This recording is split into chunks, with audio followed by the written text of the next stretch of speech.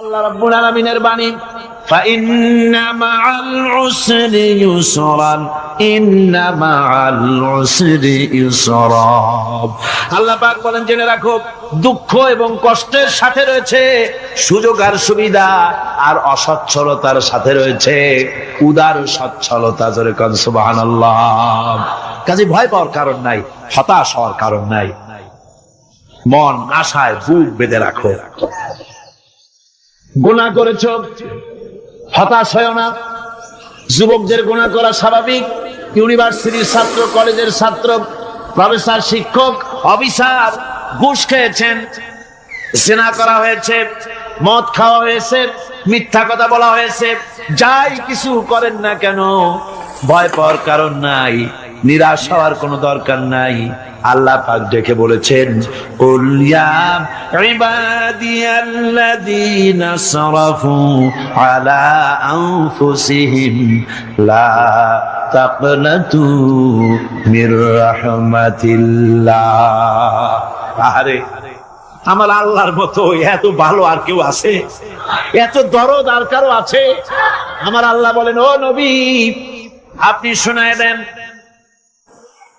হে আল্লাহর বান্দারা, তোমরা যারা নিজেদের উপরে বাড়াবাড়ি করেছো, নিজেদের উপরে জুলুম করেছো, অত্যাচার করেছো, আমি আল্লাহর রহমত থেকে নিরাশ হয়ে যেও না। মানুষ যদি অপরাধ করে, বাপের সাথে অপরাধ করেছে, মায়ের সাথে অপরাধ করেছে, মা বাবা সন্তানের চাইতে এত বড় কল্যাণকামী তো আর কেউ নাই, কিন্তু মা বাবা কোনোদিন বলে না, আয় আমার ছেলে তোরে মাফ করে দেই, এরকম বলে নাকি? মন চায় ছেলে যদি মাপ চাইতো, খুশি হয়ে মাফ করে দিতাম, কিন্তু কেন যে আসে না, ডাকে না যে আয় মাফ করে দেই। মা বাপ আপনাকে এত ভালোবাসে, সেই মা বাপও আপনাকে বলে না যে আয় মাফ করে দেই। আমার আল্লাহ হচ্ছেন এমন আল্লাহ, আল্লাহ রাব্বুল আলামিন ডাকেন, এ বান্দা, খুন করেছিস ফিরে আয়, জিনা করেছিস ফিরে আয়, হত্যা করেছিস ফিরে আয়, চুরি করেছিস ফিরে আয়, কুফরি করেছিস ফিরে আয়, সুদ খেয়েছিস, ঘুষ খেয়েছিস, মদ খেয়েছিস ফিরে আয়। এসে আমার দরবারে চোখের পানি ফেল, আমার দরবারে কাঁদাকাটি কর। ইন্নাল্লাহা ইয়াগফিরুয যুনুবা জামিআ ইন্নাহু হুয়াল গফুরুর রহিম। আমার দরবারে চোখের পানি ফেলে কান, আমি রব্বুল আলামিন জিন্দেগীর গুনাহ মাফ করে দেব। সুবহানাল্লাহ কোন, সুবহানাল্লাহ কোন। আমার কাছে কান, চোখের পানি ফেল। আল্লাহ রাব্বুল আলামিনের কাছে বান্দার দুইটা ফোঁটা বেশি প্রিয়। একটা হলো জিহাদের ময়দানে যে রক্ত ফোঁটা দেওয়া হয়, এটা আল্লাহর কাছে প্রিয়। আর আল্লাহর ভয়তে গুনার জন্য লজ্জা করে, অনুশোচনা করে বান্দা যখন চোখের পানি ছেড়ে দেয়, আল্লাহর কাছে এটা অত্যন্ত প্রিয়। নবীজি বলেছেন, বান্দা যখন গুনার ভয়তে, আল্লাহর ভয়তে, জাহান্নামের ভয়তে অনুশোচনা করে যখন চোখ দিয়া পানি ছেড়ে দেয়, ওই চোখের পানি নাকের অর্ধেক আসতে না আসতে আল্লাহ রাব্বুল আলামিন বান্দারে মাফ করে দেয়। আল্লাহ বরদাস্ত করতে পারেন না যে বান্দা কান্দু। আমার ভাইরা, আল্লাহ রহমত, এই পৃথিবীতে আল্লাহ রহমতকে 100 ভাগ করা হয়েছে। আল্লাহ রহমতের কত ভাগ? এই 100 ভাগের 1 ভাগ সারা পৃথিবীতে ছড়াই দেওয়া হয়েছে। আর 99 ভাগ কার কাছে? আল্লাহর কাছে। 1টা ভাগ দুনিয়া ছড়ানো হয়েছে আদম আলাইহিস সালাম থেকে নিয়ে এই পর্যন্ত, এখান থেকে নিয়ে কিয়ামত পর্যন্ত পৃথিবীতে যত মানুষ আসবে, যত প্রাণী আসবে, তাদের মধ্যে প্রাণী জগত গাবি তার বাছুরকে ভালোবাসে ঠিক কিনা, হাতি তার বাচ্চাকে ভালোবাসে ঠিক কিনা, মুরগি তার বাচ্চাকে ভালোবাসে কিনা, প্রত্যেক মাই তার সন্তানকে ভালোবাসে মানুষের মতো। এই ভালোবাসা, স্নেহ, এই মমতা, এই করুণা, এই মহব্বত একটা ভাগ দুনিয়ায় দেওয়ার পর আপনি আর আমি যতটুকুন ভাগে পেয়েছি সেই মহব্বতে, স্ত্রীর মহব্বতে অস্থির, মায়ের মহব্বতে অস্থির, সন্তানের মহব্বতে অস্থির। এখন চিন্তা করেন, একটা ভাগ সারা পৃথিবীতে বিতরণ করার পর যেটুক পেয়েছি তাতে যদি এত মহব্বত হয়, তাহলে এর 99 ভাগ মহব্বত যে আল্লাহর কাছে জমা আছে, এই বান্দার জন্য তার কত মহব্বত, এই বান্দার জন্য কত করুণা তার, কত মহব্বত তার, কত দয়া তার। এজন্য আল্লাহ রাব্বুল আলামিন বলেছেন, নাব্বি ইবাদি আন্নী আনাল গফুরুর রহিম। ও আমার নবী, সুসংবাদ দিয়ে দাও, বান্দাদেরকে শোনায় দাও যে আমি আল্লাহ তাআলা ক্ষমাশীল আর দয়াবান। হুজুর কাঁদতেছিলেন, হযরত ওমর রাদিয়াল্লাহু তাআলা আনহু এসে দেখেন হুজুর একা কাঁদতেছে। হুজুর জিজ্ঞেস করছেন, হযরত ওমর জিজ্ঞেস করলেন, হুজুর আপনি কাঁদেন কেন একা একা? হযরত ওমর বলেন, আমি যখন প্রশ্ন করলাম নবীজি বললেন, আমার কাছে কিছু আগে জিবরাইল এসেছিলেন, জিবরাইল এসে আমাকে বললেন আল্লাহ পাক বলেছেন, হে আমার নবী, ইসলামের ভিতরে থেকে যে সমস্ত মানুষগুলো ইসলামের ভিতরে থেকে চুল আর দাড়ি পাকায় দিছে, কিয়ামতের দিন এই লোকগুলারে আমি শাস্তি দিতে আমার শরম হবে। হযরত ওমর বলেন, হুজুর উম্মতের জন্য কত বড় খুশ খবর এটা, আর আপনি কাঁদতেছেন। হুজুর বলেন, ওমর তুমি জানো না, আমার কান্নার কারণ ভিন্ন। আমার কান্নার কারণ হলো যে আল্লাহ রাব্বুল আলামিন কিয়ামতের দিন দাড়ি চুল পাকা বান্দারে শাস্তি দিতে শরম করবেন, সেই দাড়ি চুল পাকা বান্দাগুলি আল্লাহর সাথে নাফরমানি করতে শরম করে না। আমি এই লজ্জায় কাঁদতেছি। ভাইরা, হুজুর আল্লাহ পাক বলেন, ও আমার নবী, রাতের আধারে যখন একটা বুড়া আমার দরবারে হাত উঁচু করে, একটা বুড়া মানুষ রাতের আধারে যখন আমার দরবারে হাত উঁচু করে আর যখন বলতে থাকে, রব্বুল আলামিন আমার পেছনের জীবনটা বড় খারাপ করেছি, এমন কোন কাজ জীবনে করি নাই যা তোমার কাছে কিছু দাবি করতে পারি, সব রকমের নাফরমানি করেছি, আজ আমি বুড়া হয়ে গেছি, কামাই করতে পারি না, ছেলে আমাকে চোখে দেখতে পারে না, পুত্রবধূ আমাকে ঘরে জায়গা দেয় না, আমার স্ত্রী আমাকে দেখতে পারে না, রোজগার করতে পারি না, হাঁটতে পারি না, চলতে পারি না, সবার কাছে আমি পিতা হয়ে গেছি, আমি দাঁড়াতে পারি না, কোমরে ব্যথা পাই, হাঁটুতে ব্যথা পাই, চলতে পারি না, কানে শুনতে পাই না, চোখে দেখতে পারি না, আর তোমার কাছে কিছু চাইয়া নেব এমন ভালো কাজও করি নাই। এইভাবে যখন বান্দা কাঁদতে থাকে আমার দরবারে, ও আমার হাবিব আমার রহমতের দরিয়ায় জোশ মেরে যায়, আমার শরম হয় এই বুড়াটারে কেমনে খালি হাতে ফিরাইয়া দেই। সুবহানাল্লাহ, সুবহানাল্লাহ। আমার আল্লাহর এত দয়া, আমার আল্লাহর এত মায়া, এত মহব্বত। আমার আল্লাহ রাব্বুল আলামিন বলেন, ওয়াইদা সালাকা ইবাদি আন্নী ফাইন্নী করিব। ও আমার হাবিব, আমার বান্দা আমার ব্যাপারে প্রশ্ন করে, আমি বান্দার একদম নিকটে।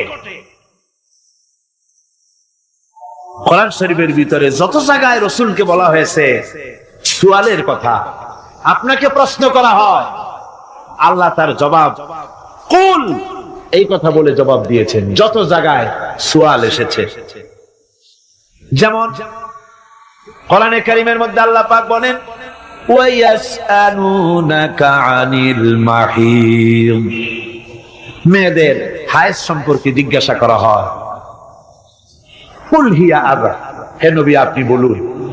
এভাবে করে কুল দিয়ে জবাব দেওয়া হচ্ছে। আবার প্রশ্ন করা হচ্ছে, ওয়ায়াসআলুনাকা আনিল আনফাল, এই গনিমতের মাল সম্পর্কে হুজুর আপনাকে, হে নবী আপনাকে প্রশ্ন করা হয়। আল্লাহ কুল দিয়ে জবাব দিলেন, আল্লাহ বলেন আপনি বলেন। ওয়ায়াসআলুনাকা আনিল খামরি ওয়াল মাইসির, আল্লাহ পাক বলেন নবী আপনারে প্রশ্ন করা হয়, কুল ফীহিমা ইসমুন কাবীর, আল্লাহ কুল দিয়া বললেন তুমি বলো। আবার বলা হলো, ওয়ায়াসআলুনাকা আনিল আহিল্লা, কুল হিয়া মাওয়াকিতু লিন্নাস। ও নবী, আপনাকে প্রশ্ন করা হয় চাঁদের ক্রমবর্ধমান এবং ক্রমহ্রাস, এই যে বাড়ে আর কমে, পূর্ণিমা হয় অমাবস্যা হয়, কেন হয়? আপনি বলুন। কুল, আপনি বলেন, এটা আমি অক্ত এবং সময়, বছর আর দিন গণনা করার জন্য পৃথিবীবাসীদের জন্য বিনা পয়সায় একটা ক্যালেন্ডার বানাইয়া আকাশে ঝুলাই রেখেছি। এভাবে যত জায়গায় এসেছে আপনাকে প্রশ্ন করা হয়, তত জায়গায় আল্লাহ জবাব দিয়েছেন কুল, আপনি বলেন। গোটা কোরআন শরীফের ভিতরে এই একটি মাত্র জায়গা যেখানে বলা হয়েছে আপনাকে প্রশ্ন করা হয়। আল্লাহ এখানে বলতে পারতেন কুল, আপনি বলেন, আল্লাহ তোমাদের নিকটবর্তী, এভাবে জবাব হয় না। এটা কায়দাটা হলো এই, আল্লাহ বলতেছেন ওয়াইজা সালাকা ইবাদি, ও আমার নবী, প্রশ্ন তো আমার বান্দারা আমার ব্যাপারে করেছে, এবার আপনার জবাবের কোনো দরকার নাই। প্রশ্ন আমার ব্যাপারে, আমি নিজে জবাব দিয়ে দেই। ফা ইন্নী কারীব। ও বান্দা, আমার ব্যাপারে প্রশ্ন করেছিস, জবাব আমি দেই, আমি তো সবচাইতে বেশি নিকটে। সুবহানাল্লাহ। কত নিকটে? وَنَحْنُ أَقْرَبُ إِلَيْهِ مِنْ حَبْلِ الْوَرِيدِ। তোর যে রব, এই শাহরগের চাইতেও আমি তোর বেশি কাছে। সুবহানাল্লাহ। আমারে ডাক, আমারে ডাক, কলিজা দিয়া ডাক, অন্তর দিয়া ডাক।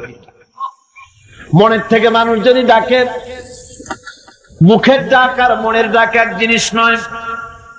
দিল সে জুবাত নিকলতি হ্যায়, असर रखती है पर नहीं मगर ताकते परवाज रखती है। দিল থেকে যে কথা বেরোয় তা প্রভাব বিস্তার করে, ডানা নাই কিন্তু ওড়ার ক্ষমতা রাখে। মনের কথাই ভিন্ন। মন থেকে, দিল থেকে, কলিজা থেকে, অন্তরের গভীর কন্দর থেকে মুহাব্বতের সাথে কেউ যদি একবার বলে আল্লাহ, বলেন আল্লাহ, আল্লাহ, আল্লাহ। আল্লাহ রাব্বুল আলামিন বলেন, অন্তরের অন্তঃস্থল থেকে একটি বার যদি বান্দা বলেন আল্লাহ, আল্লাহ বলেন 70 বার সাড়া দিয়া জিজ্ঞেস করি, বান্দা কি চাও, আমি তোমার কাছে আছি। সুবহানাল্লাহ। আমি তোর একদম কাছে, কি চাস বল, বল আমার কাছে। এমন দয়াবান, এমন মেহেরবান, এমন আল্লাহ আমাদের। সে আল্লাহ রাব্বুল আলামিন যিনি বলছেন وَقَالَ رَبُّكُمْ উদউনি আস্তাজিব লাকুম। তোমাদের রব বলেছেন আমারে ডাকো, আমি আল্লাহ ডাকের সাড়া দিয়া দেব। সুবহানাল্লাহ। কারে ডাকতে হবে? কারে ডাকতে হবে? এই বিশাল জনসমুদ্র একটুকে চিল্লা এখন কারে ডাকতে হবে? কোন পীর সাহেবকে নয়, আল্লাহর কসম কোন খাজা বাবাকে নয়। ডাকতে হবে কারে? চিল্লা এখন কারে? ওয়াকালা রাব্বুকুম উদউনি। তোমার রব তোমাকে বলতেছে আমারে ডাকো, আস্তাজিব লাকুম, আমারে ডাকবে আমি সাড়া দিয়ে দেব। সুবহানাল্লাহ। আল্লাহকে ডাকেন, কি চাই আপনার বলেন, কি চাই? আল্লাহর কাছে চান, আল্লাহ দিয়ে দিবেন। যাওয়ার জায়গা আল্লাহর কাছে চাইবেন, আল্লাহ দিবেন। দেওয়ার জায়গা, চাওয়ার জায়গা হলো সেজদায় পড়ে যাবেন। আমার ভাইয়েরা, জায়গাটা চিনায় দিলাম। মাজারে যাওয়া লাগবে না, কবরে যাওয়া লাগবে না। 2 রাকাত নামাজ পড়ে সেজদায় পড়ে গিয়া যত বিপদ আছে, মুসিবত আছে, সেজদার মধ্যে চোখের পানি ছেড়ে দেন আর কেন্দে কেন্দে জীবনের কথা বলেন। আল্লাহ রাব্বুল আলামিন আপনার আওয়াজ শুনবেন আর দোয়া কবুল করে নিবেন। কাঁদতে হবে আল্লাহর কাছে। কার কাছে? আল্লাহ। সুম্মা ইস্তাগফিরুল্লাহ। আর এরপরে সে যদি আমি আল্লাহর কাছে ক্ষমা চাই, ইয়াজিদিল্লাহ গফুরুর রহিমা, সে আমি আল্লাহকে গফুর এবং রহিম হিসেবে পাবে। সুবহানাল্লাহ। আল্লাহকে গফুর এবং রহিম হিসেবে পাওয়া যাবে। সব আল্লাহকে বলতে হবে, গুনাহ মাফ চাইতে হবে। এই জন্য হুজুর সাল্লাল্লাহু আলাইহি ওয়াসাল্লাম দৈনিক 100 বার তওবা করতেন। কোন হাদিসে আছে 70 বার, কোন হাদিসে আছে 100 বার তওবা করতেন। নামাজের পরে তো প্রত্যেক নামাজই পড়তেন হুজুর, সালাম ফিরাতেন আর সাথে সাথে বলতেন আল্লাহু আকবার, আস্তাগফিরুল্লাহ, আস্তাগফিরুল্লাহ, আস্তাগফিরুল্লাহ। মনে থাকবে আপনাদের? মনে থাকবে? সালাম ফিরাইয়া কি বলবেন?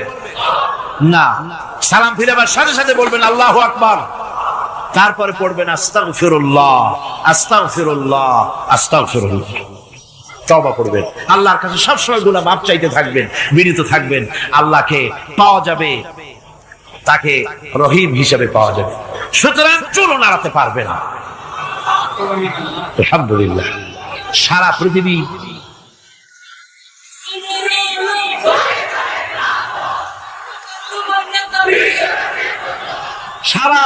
একদিকে আর সে একা একদিকে থাকবে। বিরোধিতা তো হবেই, বিপদ তো আসবে। কবি বলতেছেন সাথে জাকা রহা হ্যায় अज़ल से ता इमरोज, सतेजा का रहा है अज़ल से ता इमरोज, चरागे मुस्तफावी से शरारे गुलाबीस। সে আবহমান কাল থেকে শুরু করে মুস্তাফা সাল্লাল্লাহু আলাইহি ওয়াসাল্লামের দীপ শিকার সাথে আবু জাহেল আবু লাহাবের অগ্নিস্ফুলিঙ্গের টক্কর লেগেই আছে। রাসূলুল্লাহ আল্লাহর দেওয়া এই বিধান, এই দ্বীনের বাতিটা টিম টিম করে জ্বলেছে। আর গোরকি টর্নেডো হাজার হাজার মাইল বেগে হেরিকেন এসেছে, গোরকি এসেছে, টর্নেডো এসেছে, টাইফুন এসেছে, কিন্তু এই আলো নিভাইতে পারে নাই। সুবহানাল্লাহ। এই আলো নিভাতে পারে নাই। এই শত্রুতা চিরকালের, নিভাতে পারবে না। কারণ হচ্ছে আল্লাহ রাব্বুল আলামিন বলেছেন ইউরিদুনা লিয়ুতফিউ নূরাল্লাহি বিআফওয়াহিহিম ওয়াল্লাহু মুতিম্মু নূরিহি ওয়ালাউ কারিহাল কাফিরুন। ওরা চায় মুখের ফু দিয়ে আমার আলোকে নিভিয়ে দেবে, কিন্তু আমি আমার আলোকে পূর্ণতা দান করব। তাতে কাফের বেঈমানদের কলজায় যত জ্বালা যন্ত্রণা হোক, আমার দ্বীন কেউ মিটাই দিতে পারবে না। সুবহানাল্লাহ। সুতরাং বিপদে অবিচলতা আসবে, সে অটল হবে, মজবুত হবে। কোরআনে কারীম বলতেছে ওয়া কাযালিকা জাআলনা লিকুল্লি নাবিয়্যিন আদুওয়াম মিনাল মুজরিমিন।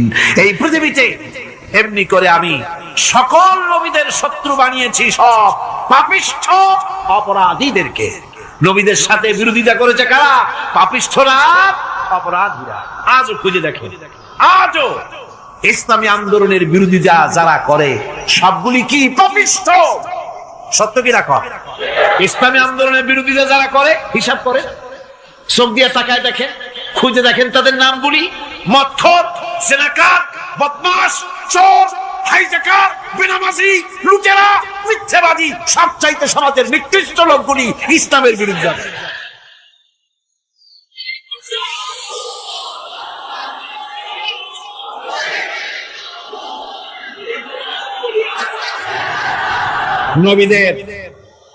নবীদের শত্রু আল্লাহ বলেন সব যুগে নবীদের সাথে শত্রুতা করেছে পাপিষ্ঠরা। আল্লাহর কথা, কার কথা? সকল যুগে নবীদের সাথে শত্রুতা করেছে পাপিষ্ঠরা, নিকৃষ্ট ধরনের অপরাধীরা। সুতরাং নবী রাসূলদের অবস্থা যখন এই, তখন দ্বীনের দাওয়াত যারাই দেবে তাদের কিসমত এরকম হবেই। এই বাধার মোকাবেলা তাদেরও করতে হবে। এই যে বাধাটা আসে, এই যে মারে, অপরাধ কি? এই যে তারা চোর বা ডাকাত যাদের মারা হয়, আল্লাহ রাব্বুল আলামিন বলেন অপরাধ হলো ওয়ামা নাকামু মিনহুম ইল্লা আইয়ুমিনু বিল্লাহিল আজিজিল হামিদ। অপরাধ হচ্ছে ঈমানদার লোকদের উপরে নির্যাতন চালিয়েছে, অন্য কোনো কারণে নয়। কারণ একটাই, তারা আল্লাহর জমিনে আল্লাহর দ্বীন প্রতিষ্ঠা করতে চেয়েছে, আর কোন অপরাধ না। জমিন আল্লাহর, জমিন কার? এই বিশাল জনসমুদ্র গর্জে উঠুন একযোগে, বলুন জমিন কার? আইন চলবে কার? এখানেই সংঘর্ষ বেঁধেছে আবহমান কাল ধরে। মানুষ অত্যাচারিত হয়েছে, সাহাবায়ে কেরাম অত্যাচারিত হয়েছেন। বুখারী শরীফের হাদিসে এসেছে রাসূল করিম সাল্লাল্লাহু আলাইহি ওয়াসাল্লামের কাছে হযরতে খাব্বাব গিয়ে উপস্থিত হয়েছিলেন। হযরতে খাব্বাব বলেন, হাদিসটা এভাবে লেখা হয়েছে বুখারীতে, ওয়ান খাব্বাব বিন আরিদ রাদিয়াল্লাহু তাআলা আনহু قال شكونا إلى رسول الله صلى الله عليه وسلم وهو متوسد بردة له في ظل الكعبة। রাসূলুল্লাহর কাছে গেল, কাবা শরীফের কাছে গিয়া দেখি নবীজি একটা চাদর গায়ে দিয়ে তিনি আরাম ফরমাচ্ছিলেন কাবা শরীফের ছায়ায়। সেখানে গিয়ে বললাম, আলা তাস্তানসিরু লানা আলা তাদউ লানা ইয়া রাসূলুল্লাহ, হে আল্লাহর রাসূল, আপনি কি আমাদের জন্য আল্লাহর কাছে দোয়া চাইবেন না? আপনি কি আল্লাহর কাছে আমাদের জন্য সাহায্য চাইবেন না? আমাদের লোকগুলিকে, মুসলমানগুলিকে মারতে মারতে তো শেষ করে ফেলে দিল।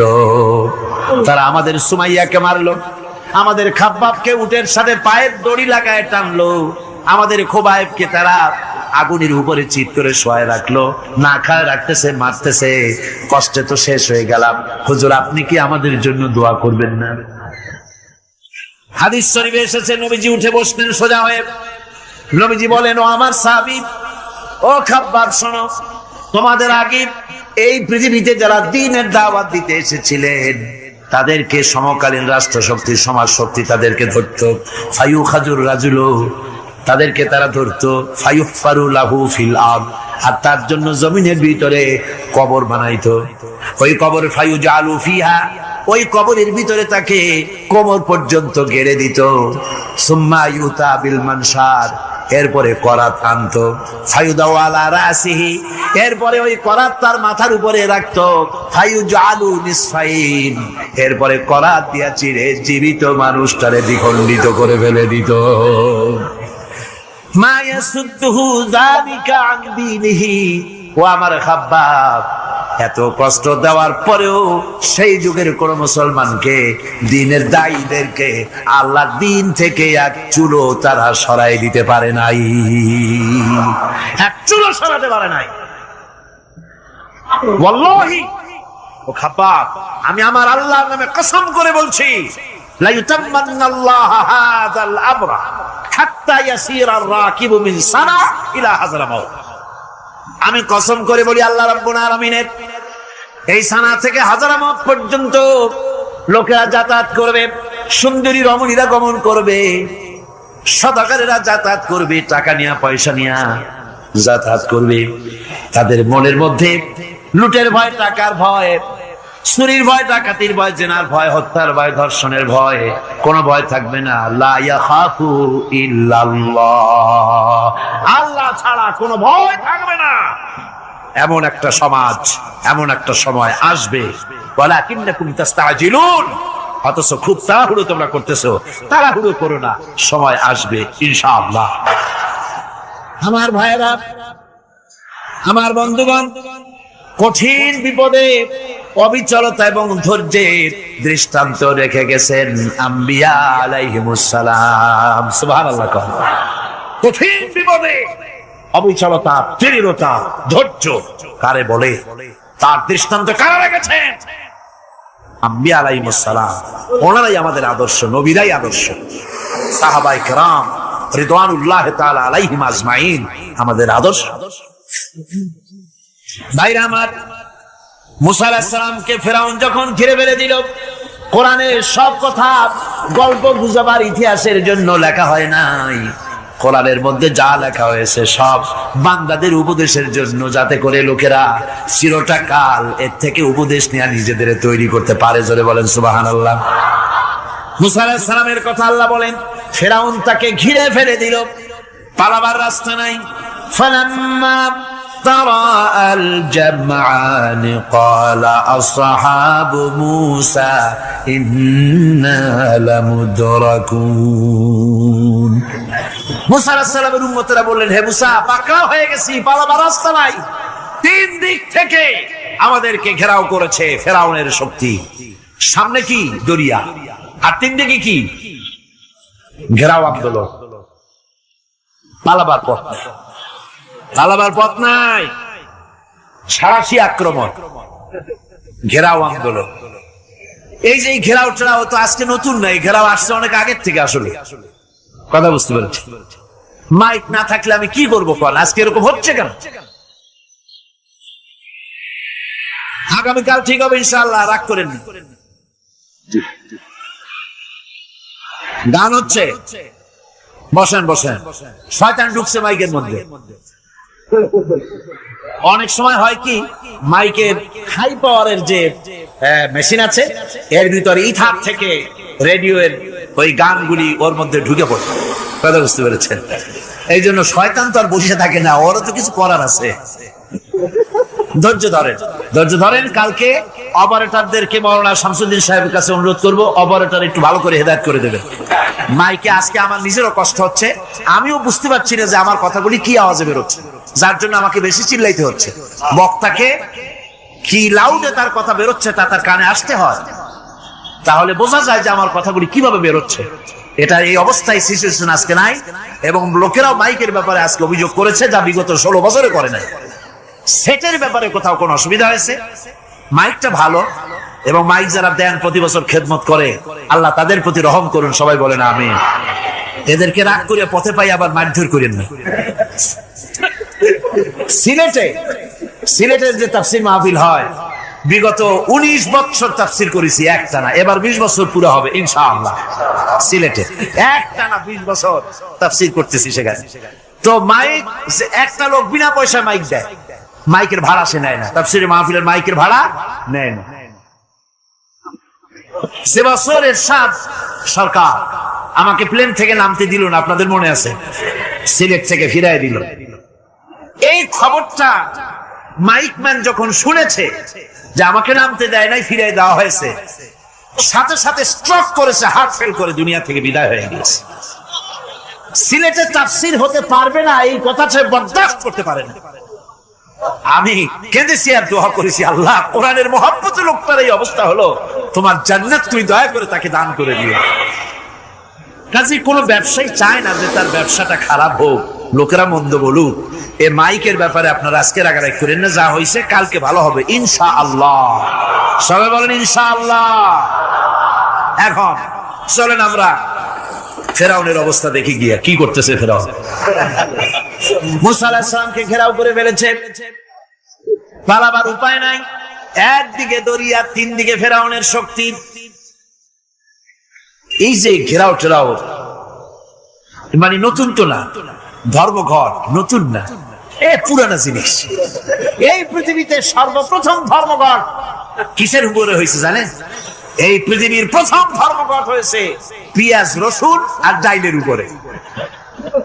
মুসা আলাইহিস সালামের জামানায় লান নাসবিরা আলা তাআমিন ওয়াহিদ, আমরা এক রকমের খাদ্য আর খাবো না, আমাদের পেঁয়াজ দেওয়া লাগবে, ডাল দেওয়া লাগবে, রসুন দেওয়া লাগবে। সর্বপ্রথম ধর্মঘট হয় মুসা আলাইহিস সালামের জামানায়, সেখান থেকে শুরু হয়েছে। কিন্তু মশাল মিছিল যে আসলো কই থেকে, এইটা আমি খুঁজে পাইনি। পরে প্রত্যেকটা জিনিসের ইতিহাস আছে, আমি খুঁজতে খুঁজতে পেলাম। আমি জানি না এর ইতিহাস মূলে কোথায়, কিন্তু আমি যতদূর খুঁজে পাইছি সেটা হলো মশাল মিছিলের আবিষ্কার হয়েছে লঙ্কায় রাবণের সময়। হনুমানের লেজে আগুন দিয়া তারপরে লঙ্কা কাণ্ড ঘষালো, নামই আছে লঙ্কা কাণ্ড। হনুমানেরা লেজে আগুন দিয়ে রাবণ যে লঙ্কায় মশাল মিছিল করেছিল হনুমানদের দিয়া, ওই হনুমানের ওই সিস্টেমটা এখনো আমাদের দেশে চালু আছে। এইটা আসলে কোন ভদ্রলোকের এই মিছিল হওয়া উচিত না। আগুন নিয়ে কিসের মিছিল? আগুন হলো জাহান্নামের প্রতীক। আগুন কিসের প্রতীক? জাহান্নামের প্রতীক। যদিও আমাদের উপকারে লাগে, কাজে লাগে। সুতরাং আমরা যা করব, প্রত্যেকটা জিনিসের পেছনে সুন্নতে নববীর কোন না কিছু থাকতে হবে। কথা বুঝতে পেরেছেন? 3 দিক থেকে ঘেরাও হয়ে গেছে, পালাবার কোন রাস্তা। হযরতে মুসা আলাইহিস সালামের কাছে উম্মতেরা বললেন, পালাবার তো কোনো পথ নাই, এখন উপায়টা কি? আমাদের তো আর উপায় নাই। মুসা আলাইহিস সালাম দেখেন বিপদে পড়ে গেছেন, কিন্তু ধৈর্য হারান নাই, ভয় পান নাই। ভয় পাইছিলেন? ভয় পেয়েছে?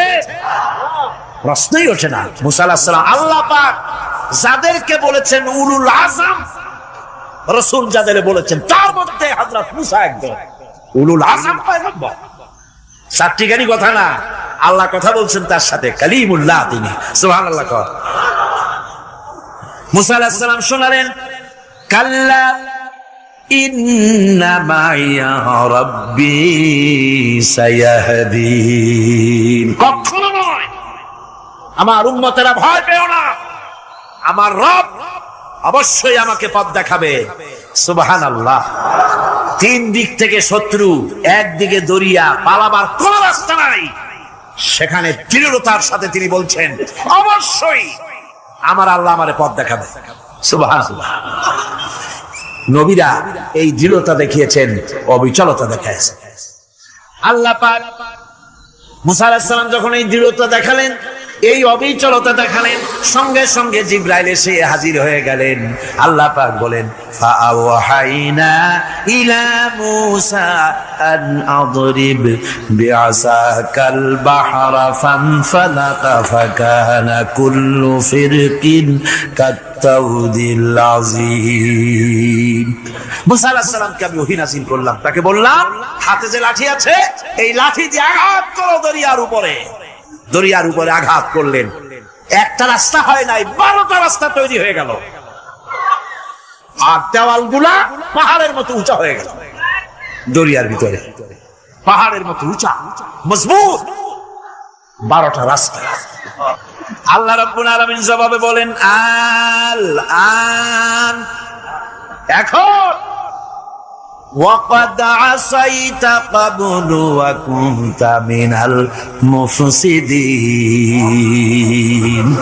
এখনই মানার কথা বলছো, অথচ যুগের পর যুগ, বছরের পর বছর ধরে আমার মানুষের উপরে মন গড়া আইন চালায়েছো, আমার পয়গম্বরের সাথে বেয়াদবি করেছো। আজ তোমাকে আমি ছাড়ছি না, তোমাকে আজকে ছেড়ে দেব না, আমি তোমাকে মারব। আর সমস্ত প্রাণীগুলিকে, স্থলচর প্রাণীগুলিকে আল্লাহ পাক অর্ডার দিয়া দিলেন, এই ফেরাউনের লাশকে ডুবাবি না, পচাবি না, খাবি না। আলিয়াউমা নুনাজ্জিকা বিবাদানিক, আমি তোমার শরীরে বাঁচায় দেব। পোকে খাবে না, পানিতে পচবে না, মাছে খাবে না, কুমিরে খাবে না, দুনিয়ার কোনো পশুতে খাবে না। আমি তোরে শুটকি বানাইয়া রাখবো, যাতে করে দুনিয়ার সমস্ত ফেরাউন যত যুগে যুগে আসে তোরে দেখে যেন হেদায়েত নিতে পারে। ফেরাউনকে আল্লাহ শুটকি বানায় রাখছে। আমি ফেরাউনদের লাশ দেখেছি ব্রিটিশ মিউজিয়ামে। ফেরাউন তো একটা না, অনেকগুলা। আসলটারে অবশ্য দেখিনি। ব্রিটিশ মিউজিয়ামে ওই ফেরাউন গুলার লাশ যখন অসুবিধা হয়, মমিগুলি, তখন ইংল্যান্ডে নিয়ে যায় চিকিৎসা করাবার জন্য। চোখ টোক আছে গর্তের ভিতরে, তারপরে চামড়া টামড়া হাড়ের সাথে মিশানো, ওইভাবে চেহারা দেখলে মনে হয় যে সত্যি ফেরাউনি গুলো। আর ব্রিটিশের কাম মিশর থেকে নামছে এমন কোন জিনিস নাই। আমি সেইখানে এক বক্তৃতা বলছিলাম, আপনারা এদের এখন সভ্য, এদের এখন ভদ্র, এরা হলো ইন্টারন্যাশনাল সোর। ওরা সারা দুনিয়া চুরি করেছে। লন্ডনে বক্তৃতা করেছি, সারাটা দুনিয়া চুরি করছে, আমাদের দেশকে শোষণ করেছে। এই বিশাল ভূভাগকে শোষণ করে ইংল্যান্ডের দ্বীপটাকে তারা সাজাইছে। তারা ময়ূর সিংহাসনের, শাহজাহানের ময়ূর সিংহাসনের ময়ূরের বাম চোখে কোহিনূর মণি লাগাইছিলেন। শাহজাহান ময়ূরের ডান চোখে কোহিনূর মণি লাগায় নাই। কোহিনূর মণির অনেক দাম, আমি দেখে এসেছি মণি। এখন সেটা কুইন এলিজাবেথের মুকুটে শোভা পাচ্ছে। সেই মণি এমনি বলে প্রবাদে 7 রাজার ধন 1 মাণিক্য, বলেন এরকম অনেক দাম। শাহজাহান দেখালেন, আমি মুসলমান, আমার কাছে এটার দাম নাই, এই জন্য ময়ূরের ডান চোখে লাগালাম না, বাম চোখে লাগাই দিলাম। এইটারে চুরি করছে। তারপরে মিশর থেকে, মিশরের মমি চুরি করেছে, জুতা চুরি করছে, ছাতি চুরি করছে, পিসা চুরি করেছে। আমি বললাম এগুলা কি ভদ্রলোক নাকি? এরা জুতা চোর, পিসা চোর, লাঠি চোর, সব চুরি করছে। যাই দেখেন ব্রিটিশ মিউজিয়ামের মধ্যে সব দুনিয়া চুরি করা জিনিস নিয়ে তারা মানুষকে দেখাইয়া পয়সা অর্জন করছে। টিপু সুলতানের তরবারিটা পর্যন্ত চুরি করেছে। আজ পর্যন্ত ব্রিটিশ মিউজিয়ামে টিপু সুলতানের তরবারিটা আছে, আমি তরবারিটা দেখে এসেছি। আমার বন্ধুগণ, বলতেছিলাম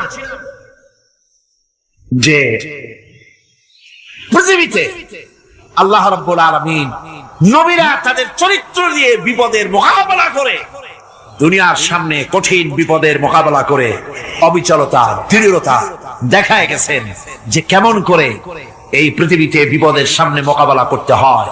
ধৈর্য ধরতে হবে। বিপদ আসবে পাহাড় সমান হয়ে, আপনাকে ধৈর্য ধারণ করতে হবে সেভাবে বুক বেঁধে। যেহেতু এটা যদি বিশ্বাস হয় যে আমার কিসমতে যা আছে তার থেকে বেশি কিছু হবে না, তাহলেই আপনার ধৈর্য আসবে, ভয় পাবেন না। কথা ঠিক কিনা কন?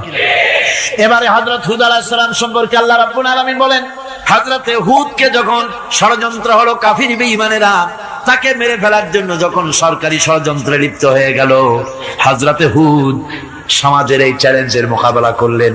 হযরত হুদ বলেন, ফাকিদুনি জামিআন সুম্মা লা তুনজিরুন ইন্নী তাওয়াক্কালতু আলাল্লাহি রাব্বি ওয়া রাব্বিকুম। আমি তোমরা তোমাদের ষড়যন্ত্র আমার বিরুদ্ধে যত পারো আমার বিরুদ্ধে ষড়যন্ত্র চালাও, এতটুকু আমার অবকাশ দিও না। আমি এমন আল্লাহর উপরে ভরসা করেছি যার হাতের ভিতরে তোমাদেরও জান আর আমারও জান। যা পারো তাই করো। সরকার সমস্ত শক্তি একত্রিত হয়ে আমার মোকাবেলা করো। একদিকে হুদ আলাইহিস সালাম, আর একদিকে গোটা জাতি। হযরত হুদ ভয় পায় নাই। সুবহানাল্লাহ। ঈমান বিল্লাহ মানুষের কলিজাকে এভাবে শক্ত করে দেয়। কোন আলহামদুলিল্লাহ। এবারে এই বিপদের, কঠিন বিপদের মোকাবেলা করে আমার রাসূল যে প্রমাণ দিয়া গেলেন, আমার রাসূল যে কঠিন বিপদের মোকাবেলা করলেন, ভাইরা আমার, হিজরতের রাতে সওর পাহাড়ের ভিতরে যখন তিনি আশ্রয় নিলেন, হযরতে আবু বকরের সাথে ছিলেন। হযরতে আবু বকর রাদিয়াল্লাহু তাআলা আনহু বলেন, হুজুর আপনি দাঁড়ান, এটা তো পাহাড়িয়া গুহা, গুহার ভিতরে সাপ থাকতে পারে, বিচ্ছু থাকতে পারে, আমি আগে ঢুকি, বিপদ যদি হয় আমার উপর থেকে হয়ে যায়। গুহার ভিতরে নেমে গুহা সাফ করলেন। এরপরে হুজুরকে ডাকলেন, হুজুর তাশরীফ নিলেন গুহার ভিতরে। এরপরে হুজুর বললেন, আবু বকর, পাহাড়ে হেঁটে হেঁটে 2-3টা পাহাড় পাড়ি দিয়া যাওয়া লাগে সূর পাহাড়ে। মদিনার সোজা রাস্তা হুজুর ধরেন নাই, মেসফালার পথ দিয়া, জাবালে খেদোয়ার উপর দিয়া 3টা পাহাড় পাড়ি দিয়া তারপরে হুজুর গেলেন সূর পাহাড়ে। গুহার ভিতরে হুজুর তাশরীফ নিলেন। বললেন, আবু বকর তুমি বসো, তোমার উরুর উপরে মাথা রেখে আমি একটু আরাম করি। হযরতে আবু বকর বসলেন, হুজুর তার উরুর উপরে মাথা রেখে ঘুমায়ে গেলেন। আর এরপরে কাফির বেঈমানেরা তালাশ করতে করতে কাফেরেরা এসে গেল পায়ের চিহ্ন দেখে দেখে গর্তের কাছে। হযরত আবু বকর ভয়তে কেঁদে ফেললেন, আহারে আর তো উপায় নাই, এবার তো ধরা পড়ে গেছি, এবার নবীজিকে মেরে ফেলে দেবে। নবীর মহব্বতে, নিজের মহব্বতে নয়, নবীর মহব্বতে কাঁদতেছিলেন। হুজুর বলেন, হুজুরের ঘুম ভেঙে গেল। বলো, আবু বকর কাঁদো কেন? ছেলের কথা, মেয়ের কথা, বিবির কথা, বাড়ির কথা মনে পড়লো নাকি? হযরত আবু বকর বলেন, ইয়া রাসূলুল্লাহ, আল্লাহ